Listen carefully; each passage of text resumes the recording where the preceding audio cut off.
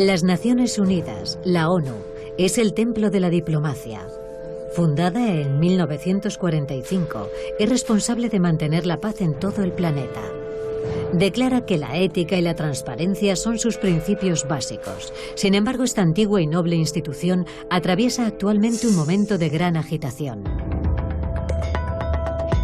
El expresidente de la Asamblea General de la ONU, John Ash, recibió sobornos por valor de 1 millón de euros.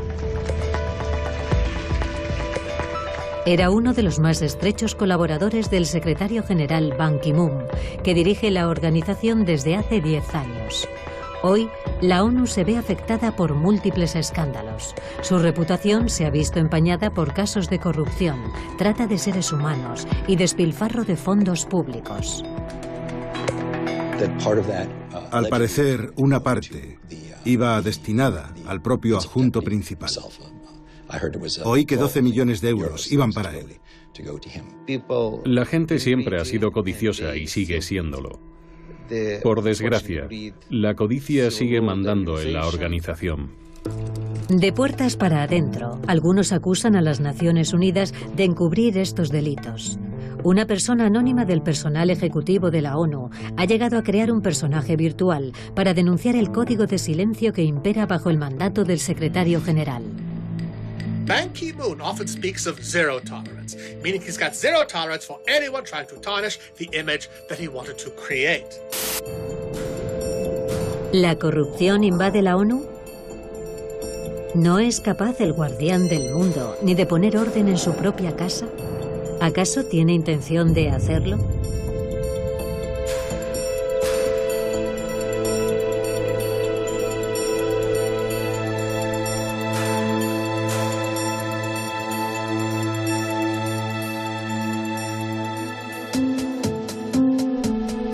Al ser una organización humanitaria multinacional, la ONU funciona de manera parecida a una empresa. Casi nunca reparamos en el hecho de que para mantener la paz mundial se requiere una operación logística.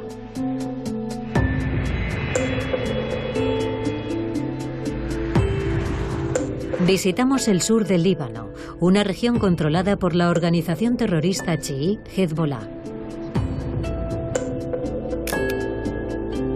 Creada hace unos 30 años, Hezbollah opuso resistencia a Israel lanzando misiles regularmente contra su territorio. El ejército israelí llevó a cabo repetidos ataques contra el sur del Líbano.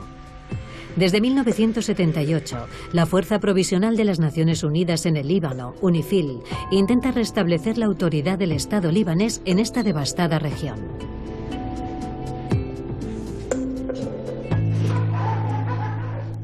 Justo detrás de esas montañas está Siria y hacia allá Israel. Por tanto, estamos en una zona muy inestable. El objetivo principal de la misión para restablecer la paz en la zona, después de múltiples enfrentamientos bélicos, es asegurar la frontera con Israel.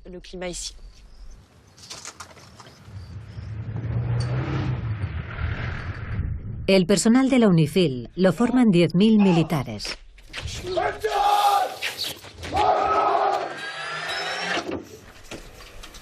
Bien, esta es la ruta de patrulla.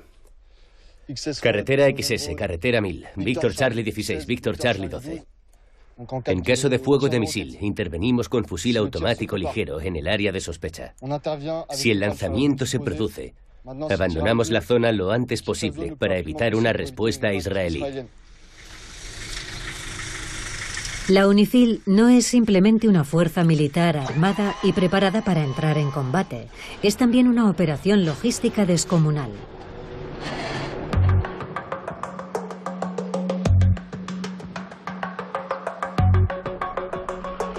Todas estas personas necesitan comida y alojamiento.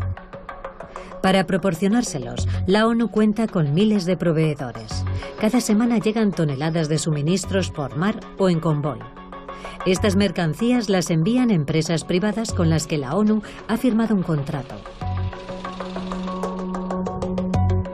Una jefa de logística nos muestra las distintas partidas de gasto, como el repostaje. ¿Quién suministra este combustible? Una empresa contratada por la ONU. ¿La ONU se encarga de suministrarles el combustible? Sí, correcto. Para el abastecimiento de los campamentos del Líbano, la ONU concedió una licitación de 3 años a una empresa petrolera radicada en Beirut, con un contrato de 68 millones de euros.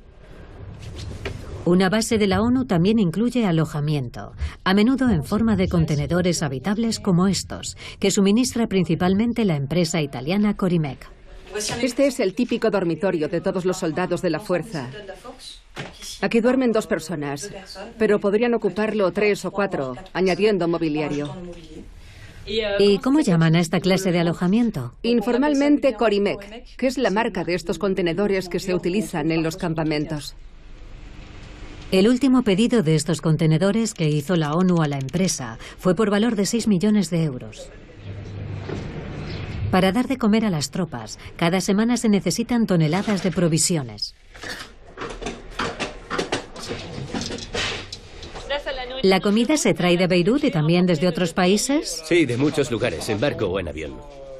¿De todo el mundo? De todo el mundo, prácticamente. Los yogures, por ejemplo, vienen de Croacia. La carne de España. De España y Croacia, normalmente. ¿Eso qué es? Es queso Gouda. ¿Es un producto básico? Pues sí. Se come mucho queso.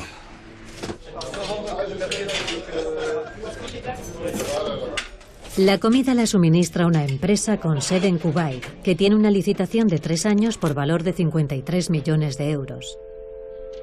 Para afrontar el gasto de alimentación, transporte, materiales y personal, la Fuerza Provisional de las Naciones Unidas en el Líbano cuenta con un presupuesto de 448 millones de euros al año.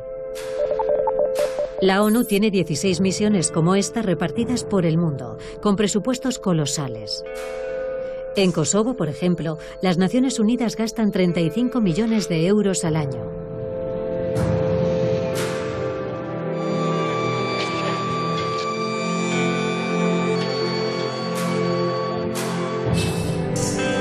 En Darfur, Sudán, cada año se destinan 1.000 millones de euros para asegurar la región, después de una guerra civil y un genocidio. Incluso en Haití, invierten anualmente 340 millones de euros en la estabilización del país.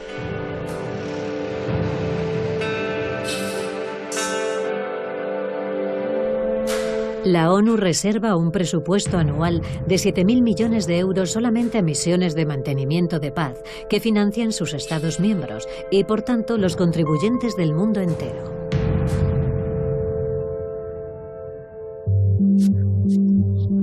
Estos miles de millones se gestionan en la sede central de la ONU en Nueva York, concretamente en la División de Adquisiciones.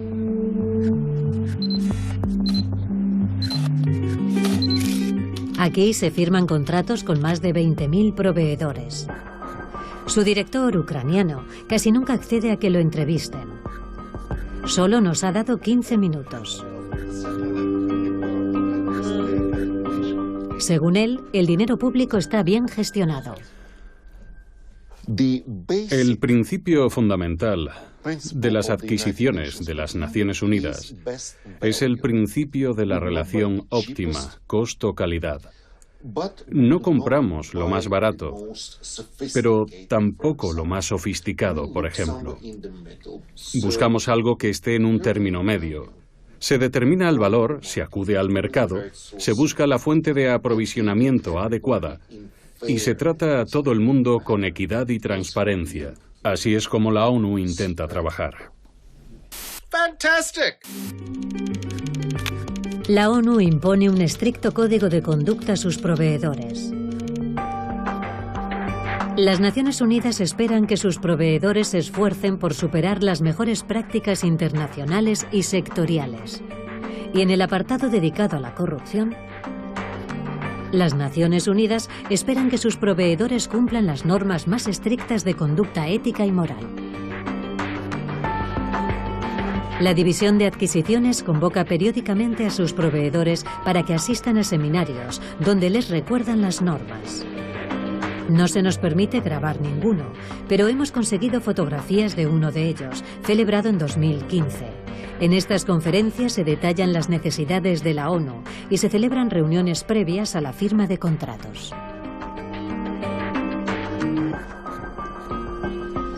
En un centro cultural de Nueva York se está celebrando uno de estos seminarios. Al final de la jornada, acudimos a la salida para encontrarnos con los proveedores. Hola, ¿qué tal?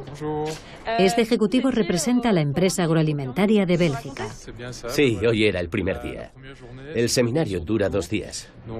Ha habido varias conferencias y reuniones con los jefes de adquisiciones de las Naciones Unidas para los distintos servicios. No es fácil la provisión de estos servicios. Las Naciones Unidas les han advertido que deben ser impecables. ¿Usted podría invitar a alguien de la ONU a comer para profundizar sobre algún tema? No. Nos han dado a entender que eso está prohibido. No te dicen expresamente que esté prohibido, pero se sobreentiende.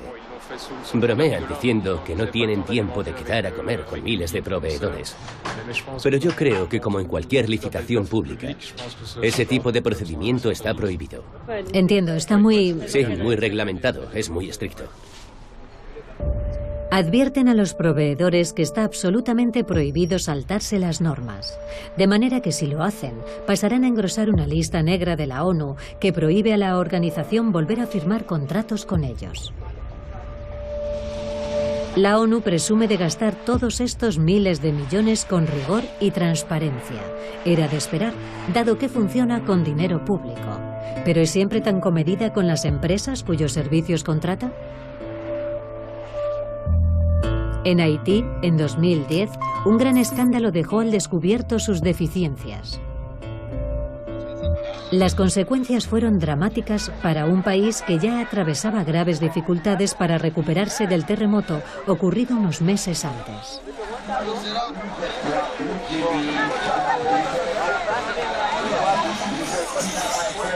La ONU envió entonces una fuerza de 13.000 efectivos como parte de la MINUSTAH, Misión de Estabilización de las Naciones Unidas en Haití. Para gestionar las aguas residuales de sus campamentos, contrataron los servicios de una empresa local llamada Sanco.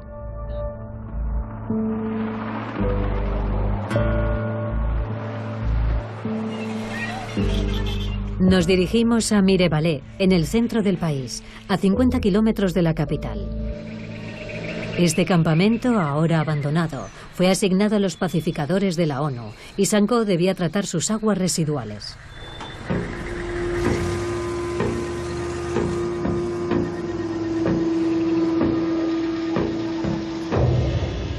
Pero para ahorrar dinero, en lugar de descontaminar y purificar esas aguas residuales en una planta de tratamiento, la empresa haitiana las vertía directamente en el terreno.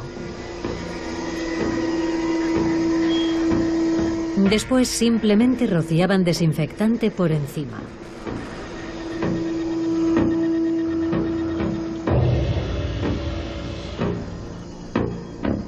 Este agricultor vive a pocos metros del hoyo donde se vertieron esas aguas residuales. Durante meses tuvo que vivir en un entorno pestilente. Retrete. Retrete. Ahí tiraron los excrementos. ¿Qué empresa era? Sanco. Vino el camión, vació todo el tanque en el agujero y se largó. ¿Lo taparon después? No, para nada. ¿Se quedó así, al aire libre? Sí, como lo estáis viendo. Los excrementos se filtraron y llegaron al río. Con la acción de las lluvias, las heces han contaminado el agua del río que fluye más abajo. Y ese río desemboca en uno de los principales cursos fluviales de Haití, que la población utiliza para lavar, cocinar y beber. Para empeorar las cosas, en este campamento varios de los nepalíes de la Fuerza de Mantenimiento de Paz de la ONU eran portadores de cólera y el virus se propagó rápidamente por todo el país. En octubre de 2010, una epidemia sin precedentes se extendió por todo Haití. El cólera, que pensaban que había desaparecido de la isla hacía un siglo, de repente estaba matando a un individuo tras otro en cuestión de horas. En 3 años, la epidemia se cobró la vida de casi 9.000 personas.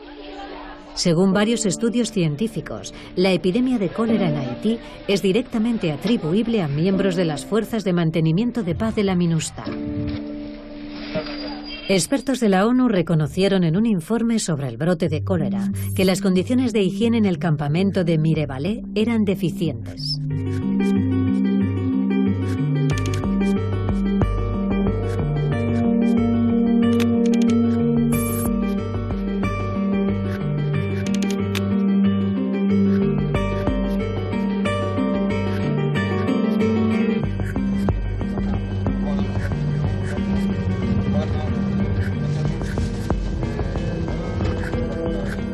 Hoy, las miles de familias destruidas por el cólera todavía sufren los efectos de la epidemia. Es el caso de Seid, de 51 años, y de su hija Clermita, de 8. Bonjour. Hola. Bonsoir. Buenas noches. ¿Puedo ¿Puedo sentarme aquí? Muy bien. Los miembros de mi familia que cayeron enfermos de cólera no podían caminar. Había que transportarlos. No se sostenían de pie. Tenían vómitos y diarrea. Ya no reconocían a nadie. Perdieron toda su capacidad mental, todos los sentidos. ¿Usted ha perdido a alguien? Mi madre murió de cólera. La llevamos al hospital. Aquí las carreteras están muy mal. Yo la llevé cargada a la espalda. Cuando llegamos al hospital, había muerto. En 1 hora. La muerte de mi madre fue muy dolorosa para mí. Estoy enfadado. Mi hija está enferma y eso me pone muy furioso. Clermita sobrevivió al cólera, pero tendrá secuelas de por vida. ¿Qué espera de la ONU? Presenté una denuncia contra ellos en nombre de mi hija. Es una víctima. Espero que nos den una indemnización. Un abogado me ayudó a escribir una carta a Ban Ki-moon, pero no hemos tenido respuesta. Como este padre, hay 2.000 haitianos que llevan esperando varios meses una respuesta de Ban Ki-moon, el secretario general de la ONU. Tras el escándalo del cólera, ¿ha sancionado la ONU a Sanko? Nos pusimos en contacto con la empresa haitiana, pero no hablan con los medios de comunicación. Así que intentamos hacerlo con el conductor usando una cámara oculta. ¿Puedo subir? Nuestra traductora trata de convencer a alguno de que hable con nosotros. Hola.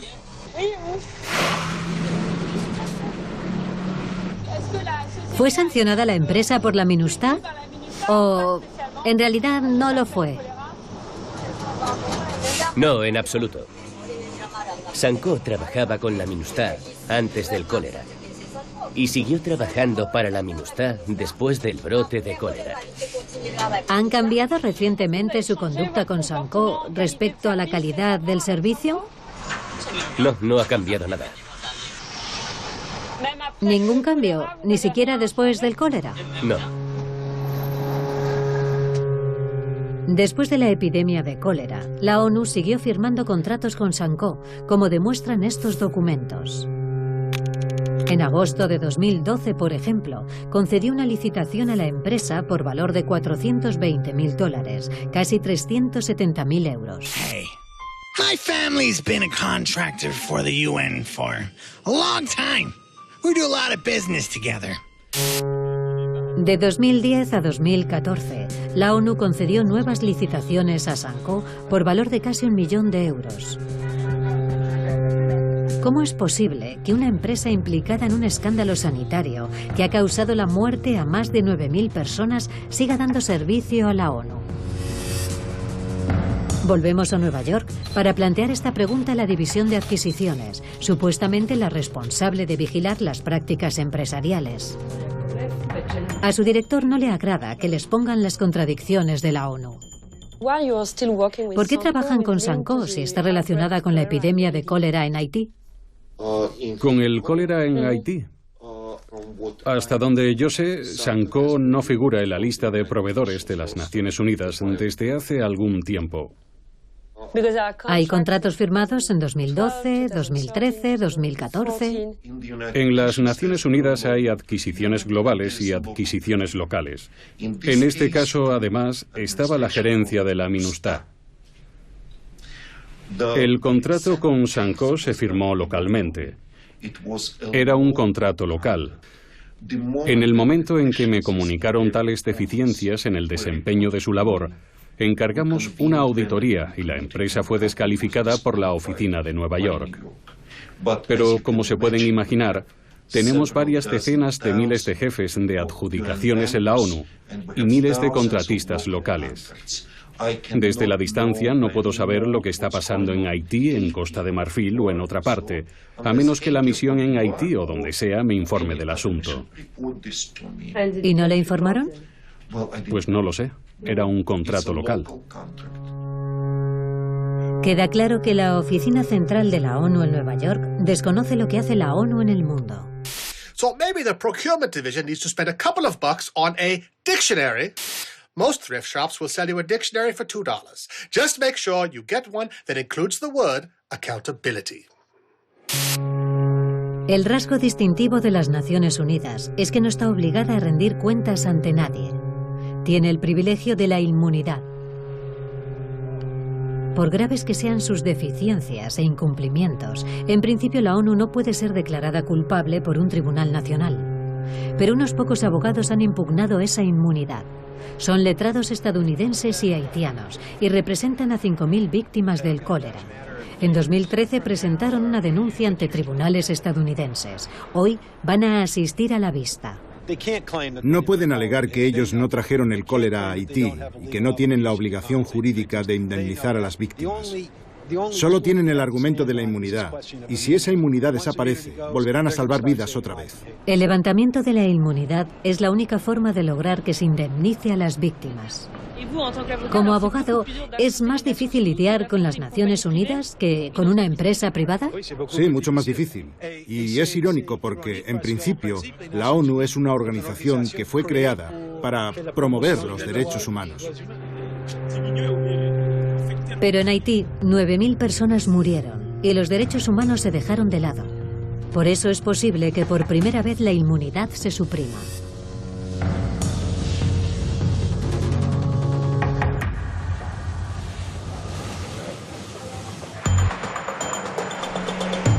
Cada día se pisotean valores morales en la ONU. El dinero público a menudo se despilfarra o se malversa. Hemos hablado con funcionarios y empleados de la ONU en todo el mundo. Sus testimonios son reveladores. Despilfarro, corrupción, trata de personas. En Haití, por ejemplo, es habitual el derroche de fondos. Tammy, una policía estadounidense, fue testigo de ello en 2012. Entonces trabajaba para una subcontratista, formando a agentes de policía haitianos bajo el mandato de la ONU. Aunque trabajar en el área de la ayuda humanitaria le hacía ilusión, no tardó en desengañarse. Hoy vive en su ciudad natal de San Luis, el Missouri. ¿Te encargabas de formar a policías haitianos? En realidad no. Se suponía que hacíamos funciones de tutoría y supervisión, pero no los orientaba mucho porque apenas los veía, a pesar de que estábamos en la misma comisaría. Solo una vez vi a la policía haitiana en un coche y les hice una foto. ¿Y cómo pasaba el día entonces? Me pasaba las horas muertas en el ordenador jugando por internet, o jugaba al dominó con los cascos azules jordanos. Y eso era todo. Yo lo puse en conocimiento de mi contingente, el contingente estadounidense, y me dijeron que nuestra misión era esa nada más, que así era la misión. ¿No hacer nada? Básicamente sí. ¿Cuánto le pagaban? $124.000 al año en total. PAE, la empresa contratista, pagaba casi la mitad y la ONU el resto. ¿Entonces era un despilfarro? Un despilfarro total. Este ejemplo no es un caso aislado.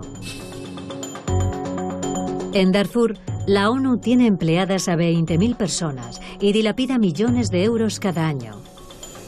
Conseguimos contactar con un funcionario de la ONU que trabaja sobre el terreno. Lamenta la irresponsabilidad de sus colegas. El 80% de las personas que integran la misión no trabajan. Ni siquiera saben por qué están ahí. Me siento fatal por todo el dinero que están aportando los donantes y por los millones de dólares que no se gastan como es debido. ¿Cuáles son los mayores derroches que se hacen? En la actualidad, el mayor despilfarro se hace en los recursos de transporte aéreo. A veces lo usan como un servicio de taxi. Se hacen vuelos en helicóptero hasta una base de operaciones con solo 1 o 2 personas a bordo, sin tener en cuenta que cada uno de esos desplazamientos cuesta unos $14.000. Fantastic!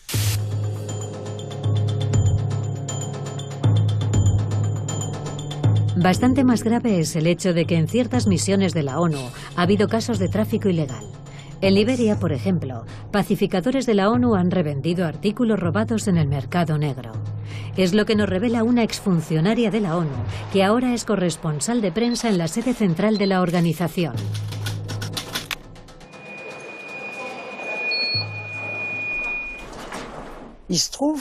En una ocasión quería comprarme un ordenador portátil. Y alguien me dijo, oye, la policía nigeriana ya ha vuelto de vacaciones y sé de alguien que puede venderte uno. ¿Policías o cascos azules? Los policías con bandera de la ONU son cascos azules. Así que fui a la Comisaría Internacional de Policía y me quedé perpleja. Había teléfonos móviles, ordenadores, había de todo y podías elegir lo que quisieras. ¿Era habitual que los cascos azules hicieran negocios ilegales? Sí, claro que sí, sin duda. El tráfico ilegal es todavía más indignante si tenemos en cuenta que a veces deja a la población local sin artículos básicos. Me ponía mala porque de los contenedores cargados de arroz que mandaba el Programa Mundial de Alimentos, al final casi no llegaba nada de ese arroz a los campos para desplazados internos. Lo veías en los mercados, se revendía, igual que los medicamentos. ¿Quiénes lo revendían? Gente de la ONU encargada de supervisarlo y que estaba en el puerto. Eran los responsables de su distribución. Me parecía indignante. Y cuando hacía preguntas, en fin, no había respuesta. Pues vale. Fantastic! Anteriormente a este tráfico ilegal, eran habituales los robos, como en la misión en Haití. Fue lo que descubrió en los almacenes una antigua empleada que trabajó 3 años para la ONU. Robamos varias veces en los almacenes. Placas solares, baterías, discos duros. ¿A pesar de las cámaras y los guardias de seguridad? Sí, a pesar de eso. ¿No se descubrió quién lo hacía? No. ¿No se sancionó a nadie? No. Según ella, a los empleados de la ONU involucrados en estos robos les pagaron por su silencio. Alguien me dijo, el dinero que vamos a ingresarte en tu cuenta lo retiras y lo colocas aparte para pagar las tasas universitarias de tu hijo. Luego llegará tu sobre. Tú cooperas.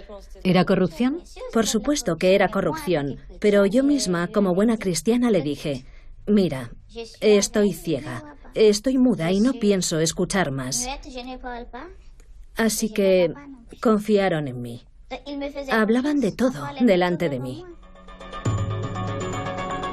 En Haití, algunos funcionarios de la ONU encargados del personal han llegado a pedir dinero a los solicitantes de empleo.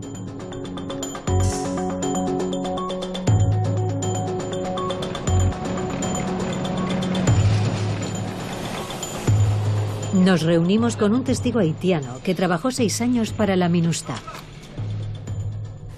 La gente pagaba para trabajar allí. En la MINUSTAH.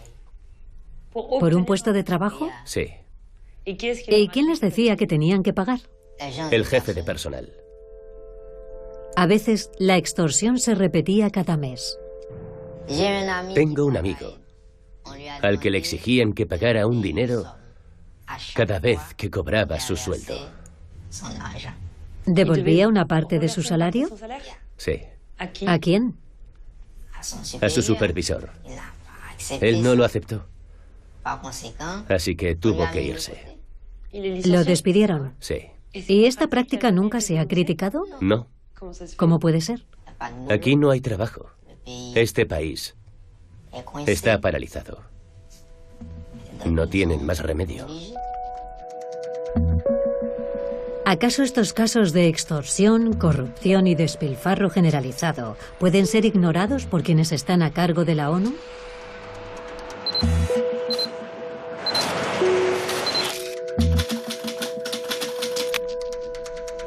Planteamos estas cuestiones al director de la División de Adquisiciones. Pero al parecer es un asunto muy delicado. ¿Están ustedes seguros al 100%? No. El área de las adquisiciones siempre será un área de riesgo. Las adquisiciones siempre requieren atención. Las tentaciones son muchas y hay que esforzarse. Me gustaría saber, para entender por qué a veces hay problemas, ¿me entiende? Porque... No. ¿Qué más tiene en su lista? Quiero saberlo todo antes de seguir grabando. Bueno, querría plantearle una última pregunta sobre el despilfarro. Sería una pregunta más bien general sobre el despilfarro de fondos. Por ejemplo, en Darfur, donde la gente dice que se han perdido infinidad de contenedores y que se malgastan millones. Y saber si para usted eso es un problema. Es mi última pregunta. Usted está haciendo un reportaje de investigación. Adiós.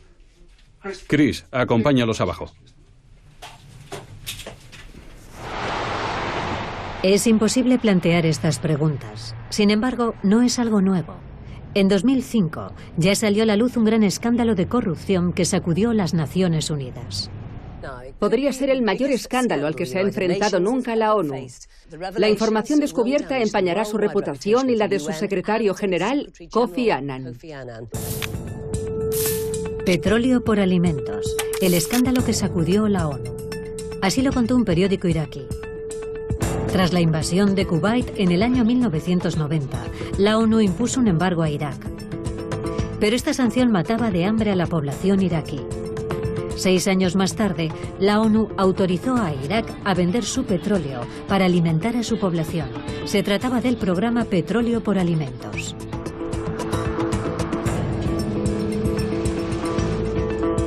Sin embargo, con la ayuda de algunos ejecutivos de la ONU, familiares de Saddam Hussein malversaron muchos miles de millones de euros. En 2006, 2 años después del escándalo, la ONU dijo que repararía su error y estableció una unidad especial anticorrupción, presidida por un fiscal federal estadounidense. Hola. Hola, encantado. Igualmente. Pase. Bien. Bob Appleton tiene la ventaja de no formar parte de la élite de la ONU. No esperaba encontrarme con lo que me encontré. Al final, como resultado de nuestra investigación, 47 empresas fueron excluidas. Por ejemplo, descubrimos que 2 jefes de adquisiciones estaban siendo sobornados por vendedores. Y eran 2 de los 3 jefes más veteranos. ¿2 jefes de cuántos, dice? 2 de 3. Eso significa que solo uno hacía lo correcto. Sí, claro, es una pasada. Ahí está el problema. Estos jefes de adquisiciones favorecieron a ciertas empresas a cambio de sobornos. Les facilitaban información y les decían cuándo iba a salir un nuevo contrato. Es decir, que se reunirían con las empresas en secreto para pasarles esa información y... Desde luego, no era algo evidente. No usaban sus cuentas de correo electrónico. Eran muy listos para eso. Las reuniones las tenían en habitaciones de hotel. Tomaban las grandes decisiones en hoteles. Pero se cometieron errores. En total, Bob Appleton descubrió alrededor de 20 casos de corrupción a gran escala. Un alto funcionario de la ONU incluso fue a prisión. Sin embargo, hoy día la organización parece seguir afectada en los máximos niveles. Prueba de ello es el último escándalo. En 2013, el caribeño Jonas fue nombrado presidente de la Asamblea General, uno de los puestos más importantes de la ONU. En octubre de 2015 fue detenido en Nueva York, acusado de haber recibido sobornos de un empresario chino por valor de más de 1 millón de euros. And that is disgraceful. En aquel momento, el tribunal estadounidense abrió una investigación. Este fiscal general subraya el alcance de la corrupción. Sospechamos que un grupo de individuos habría sobornado a la ONU para promover sus proyectos empresariales, incluida la construcción de un centro de conferencias en Macao, y que otros habrían intentado promover intereses chinos en Antigua. Jonas llegó al extremo de invitar a quienes le sobornaban a la sede central de la ONU en Nueva York para promover sus intereses.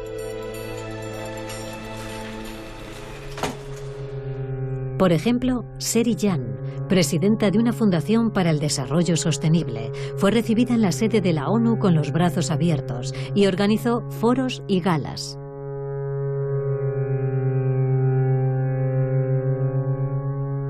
A este otro, un multimillonario chino, se le concedió el privilegio de ser presentado al secretario general. ¿Era consciente Ban Ki-moon de la corrupción de uno de sus colaboradores más allegados?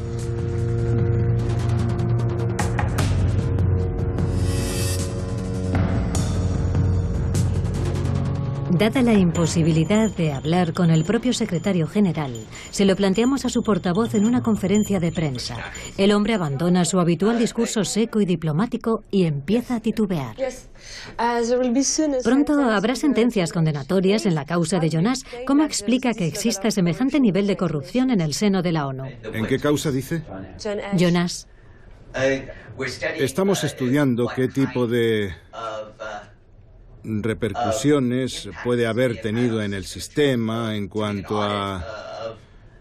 Los diversos grupos implicados están siendo objeto de una auditoría y confiamos en que se haga con premura para saber exactamente hasta qué punto esos grupos, incluida la Fundación Subka, han participado en las operaciones de las Naciones Unidas. Esta auditoría concluyó en el mes de marzo de 2016, con un comedido reconocimiento de que hacía falta mayor transparencia en la ONU. Jonas murió en junio de 2016, unos meses antes de su juicio. Habría sido condenado a 3 años de prisión.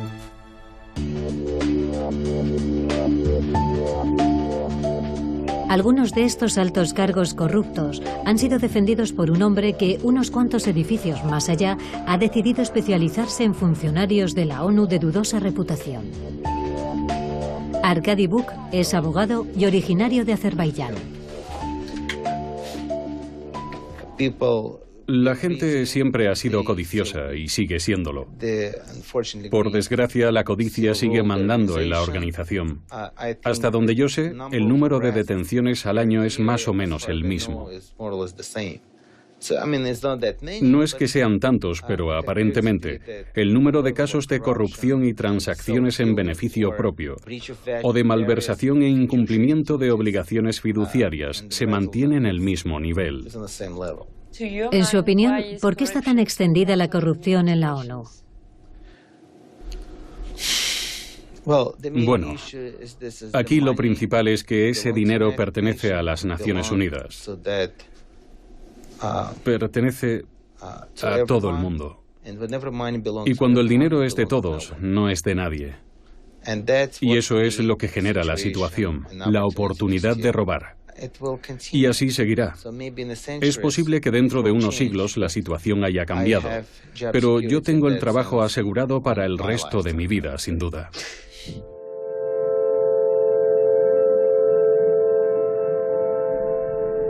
¿Por qué la ONU es incapaz de erradicar la corrupción en su seno? ¿Acaso tiene intención de hacerlo? De acuerdo con Bob Appleton, Ban Ki-moon no tiene la menor intención de cambiar las cosas. Tras 3 años de actividad, la Unidad Especial de Anticorrupción fue disuelta. oficialmente por falta de actividad. ¿Por qué se desmanteló la Unidad Especial Anticorrupción? Porque hicimos nuestro trabajo. Debido a lo que averiguamos. No estábamos dispuestos a enterrar o a esconder lo que descubrimos. Informamos sobre lo que habíamos descubierto y pensamos que hacíamos lo correcto y que era positivo. En fin, no creo que la organización pensara que lo hacíamos por lealtad hacia la organización. Pero nosotros, desde luego, sí que lo consideramos así. Intentamos adecentar el lugar, despejándolo de individuos corruptos y empresas corruptas. ¿Y cómo reaccionó Ban Ki-moon? No quiso nombrarme para el puesto. No es que me despidiera, mi contrato había expirado. Si hubiera tenido intención de supervisar algo, habría confirmado mi nombramiento. Ver que al final no ha salido nada de todo esto es una decepción muy grande. Antes de su destitución, Bob Appleton había publicado informes sobre casos de corrupción en Afganistán, Etiopía e Irak. Todos han quedado en papel mojado. We don't want no investigators poking around. We has commercial secrets to protect. Let me remind you, ladies, our deal is that when anybody snitches, you say that complaint is a management issue, and you don't do no investigating. Yeah. En la actualidad, para detectar casos de corrupción en la ONU, ya solo queda un equipo. La OSI, Oficina de Servicios de Supervisión Interna. Pero se ha mostrado ineficaz. Creada en el año 1994, tiene 325 empleados repartidos por el mundo.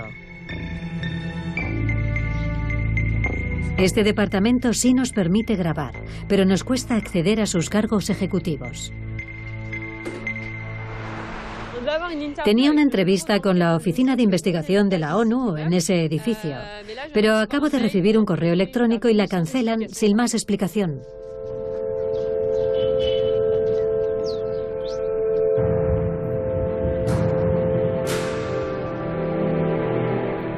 En París, un investigador de la ONU que acaba de abandonar la oficina accede a quedar con nosotros.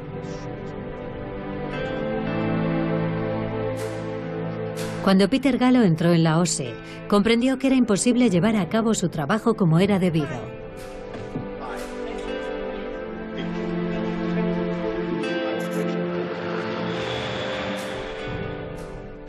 Le diré cómo pretendía la OSI que realizara una investigación. La persona encargada de la investigación debía escribir todas las preguntas de antemano y después citar al testigo, hacerle todas esas preguntas y anotar las respuestas. Así es muy difícil elaborar un informe. No permite que la persona hable con libertad. Y lo que es todavía peor, ¿qué hacer cuando surge una situación que a veces sucede, en la que se te ofrece una información sobre la que quieres indagar, pero no puedes, porque no está prevista? Pero si solo puede hacer preguntas aprobadas de antemano, ¿no es una investigación? Ese era mi argumento. Todo era un puro trámite. Y eso es parte del problema. La ONU cree que todo puede reducirse a un proceso. ¿Diría entonces que la Oficina de Servicios de Supervisión Interna solo existe para dar la impresión de que la ONU investiga y simular que está tomando medidas contra la corrupción? Digamos que el empeño o el entusiasmo que ponen en hacer las cosas de manera tan ineficaz, en maximizar los trámites burocráticos y su reticencia a destapar irregularidades, suscita algunas dudas. ¿Es eficaz en la práctica? No. ¿Hacen algo para abordar la corrupción? No creo que hagan nada. La burocracia es un obstáculo para los investigadores. Los casos quedan relegados. Cada año, la Oficina de Servicios de Supervisión Interna identifica por término medio 3 casos de corrupción en todo el mundo. You say OIOS is conducting the investigation? Nobody thinks it's an investigation. They think it's the biggest stitch-up since Kim Kardashian tore her knickers. Los más escépticos dentro de la ONU, quienes denuncian las irregularidades, suelen ser castigados. Fuimos a Washington para encontrarnos con un hombre que nos cuenta su experiencia. El estadounidense James Wasserstrom trabajó durante 28 años para Naciones Unidas. En 2007, mientras estaba en Kosovo, descubrió una amplia red de sobornos durante una licitación. Me enteré de que un soborno se haría efectivo si uno de los candidatos ganaba el proyecto. Era un 10% de 350 millones de euros. ¿Quién se beneficiaba de esos sobornos? Según los rumores y comentarios que me llegaban, iban dirigidos al entorno del ministro de Energía y Minas de aquel momento.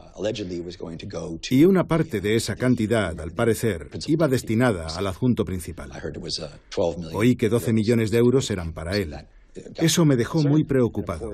Naturalmente, estas personas controlaban la misión, lo que incluía hacer cumplir la ley. Por tanto, para mí no cabía la posibilidad de acudir a las autoridades encargadas de hacer cumplir la ley en Kosovo, porque eran precisamente los organismos que estas personas controlaban. Por eso James denuncia la corrupción ante la sede central de Nueva York. Su vida a partir de entonces se volvería un infierno. Unas semanas más tarde, cuando se disponía a marcharse de Kosovo para ver a su familia en Grecia, fue detenido en el aeropuerto por efectivos de la ONU. Tenemos una orden de búsqueda. Yo les dije, eso no es posible, tengo inmunidad. Esto tiene que hacerse por los canales adecuados. Me dijeron que ya lo habían previsto todo. Era mentira. Me pusieron escolta policial y me obligaron a regresar a la ciudad, con un agente sentado a mi lado en mi coche y un vehículo policial detrás de mí. Al llegar al centro de la ciudad me hicieron parar y allí pusieron todas las luces para dar un espectáculo público y hacer que me sintiera aún más expuesto y humillado. Luego fueron a mi apartamento y lo registraron de arriba a abajo. ¿Sintió que lo trataban como a un delincuente? Sí, así me trataron. Here is the news. Whistleblower protection in the UN has been officially confirmed to be a joke. En todas las oficinas locales de la ONU en Kosovo cuelgan carteles con su fotografía. Tiene prohibida la entrada en cualquier sede oficial. Su despacho ha sido precintado. No imaginé esto ni en mis peores sueños. Era muy improbable, dada mi trayectoria de 28 años en la organización, sobre todo trabajando en un área tan delicada. Nunca había pasado algo así, ni siquiera a personas que eran claramente culpables de delitos. No estuvieron dispuestos a ver las pruebas que aporté, porque ya me habían prejuzgado. No me querían allí, querían que me fuera.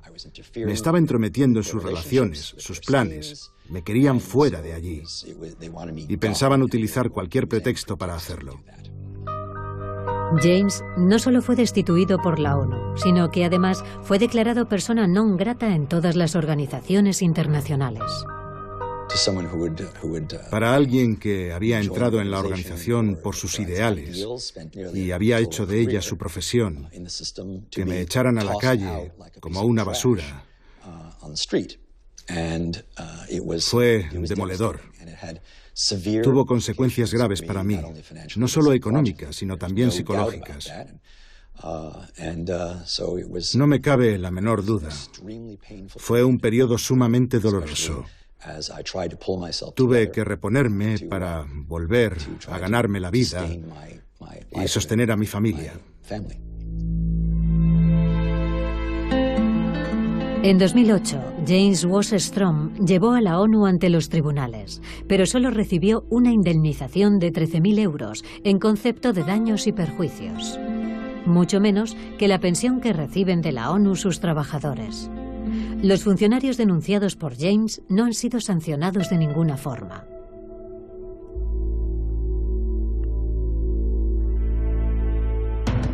Hoy, el código de silencio, la impunidad, parecen seguir campando a sus anchas en la ONU, incluso en los casos más graves de abusos. Tammy Fisher también denunció irregularidades y también fue objeto de represalias. En su caso no fue un asunto de dinero. Ella denunció abusos sexuales. En 2012, en Haití, dedicó su tiempo libre a ayudar a la población, especialmente a mujeres embarazadas.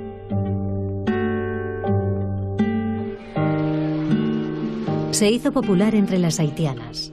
Estableció estrechos vínculos con ellas y se ganó la confianza de algunas.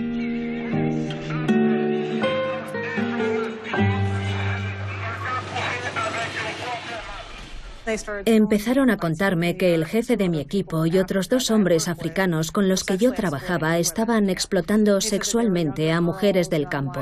Dijeron que eran niñas. Me pareció increíble, me quedé atónita. ¿Gente que conocías?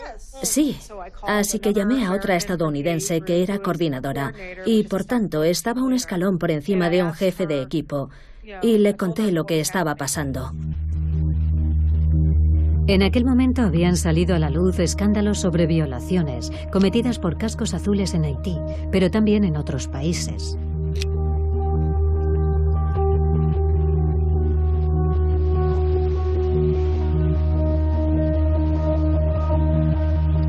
En el campo en el que Tammy estaba trabajando, había carteles que avisaban a la gente de que denunciara las agresiones sexuales. Unas instrucciones oficialmente ignoradas por el contratista estadounidense para el que ella trabajaba. Naturalmente, habló con sus superiores, pero comprobó con estupor que no la apoyaban. Se nos envió a todos los miembros del contingente un correo electrónico donde decía que si denunciábamos otro caso de explotación sexual u otro delito sexual, nos íbamos todos a casa. ¿Eso qué significaba? Significa cierra el pico. Tammy denunció numerosos casos de abuso sexual. Su empresa decidió despedirla. La ONU no movió un dedo.